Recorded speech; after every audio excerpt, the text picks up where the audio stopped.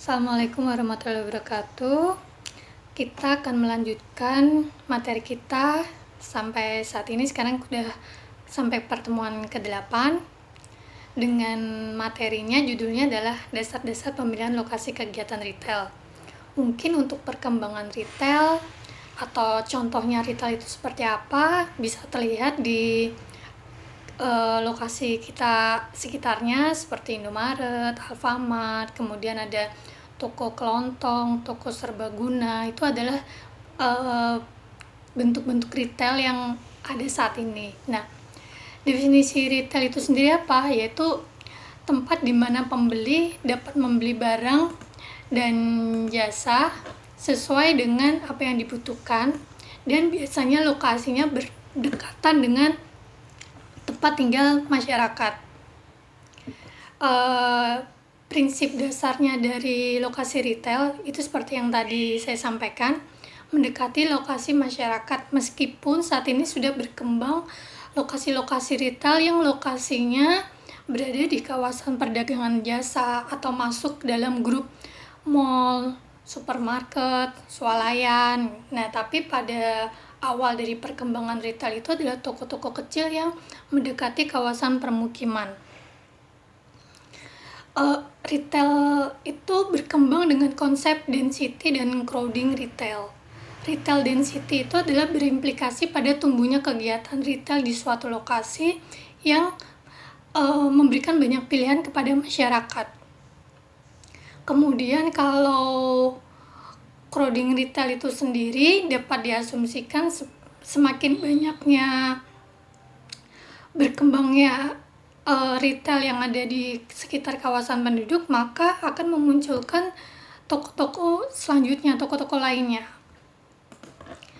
Kemudian ada teori lokasi retail. Teori lokasi retail itu yang pertama adalah teori lokasi pusat, kemudian teori interaksi spasial, kemudian teori nilai lahan, teori prinsip diferensial minimum.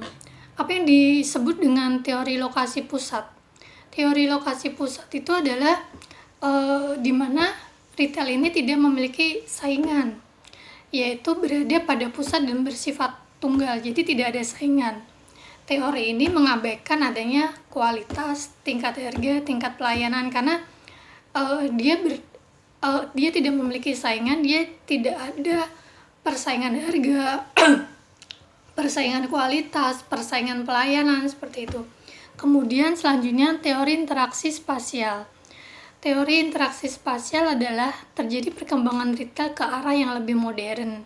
Jadi retail itu tidak hanya menyediakan kebutuhan pokok atau barang dan jasa yang diperlukan konsumen, tetapi mereka menyediakan pelayanan seperti tempat parkir, playground, fasilitas-fasilitas penunjang lainnya yang bisa menarik atau membuat konsumen tersebut nyaman.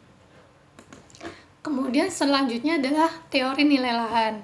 Teori nilai lahan ini yaitu dapat dilihat ketika pemilik retail atau produsen mencari lokasi yang strategis, mencari lokasi yang padat permukiman, sehingga bisa retail tersebut bisa terus berkembang. Tapi implikasinya apa? Nilai lahannya akan semakin tinggi apabila mereka mendekati konsumen dengan jumlah penduduk yang tinggi ataupun daerah-daerah yang bisa dikatakan strategis. Kemudian selanjutnya,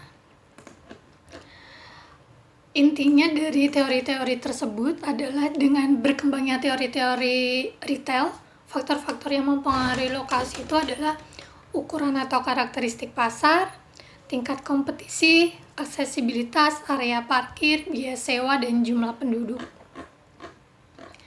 Nah, tipe dari lokasi retail sendiri itu ada yang meliputi freestanding atau isolated store, kemudian part of business district atau center, kemudian ada juga part of shopping center.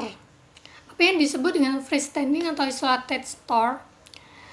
Kondisi ini tidak terdapat retail di sekitarnya, atau kalau dikaitkan dengan teori mungkin sama dengan teori lokasi pusat, itu adalah isolated store.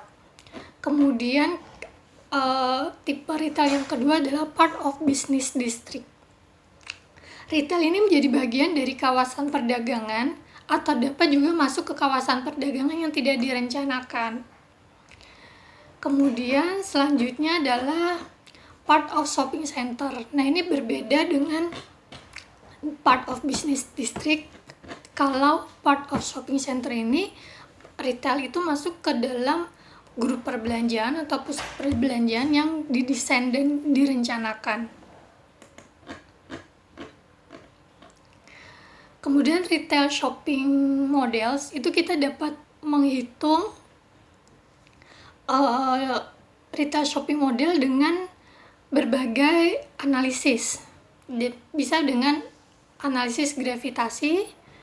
Semakin besar skala kota, maka semakin banyak retail kawasan perdagangannya.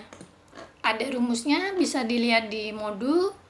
Kemudian model gravitasi perdagangan, yaitu dengan menilai gaya tarik-menarik interaksi antara kota I dan kota J. Nah, sekian video untuk modul 8. Tetap jaga kesehatan. Wassalamualaikum warahmatullahi wabarakatuh.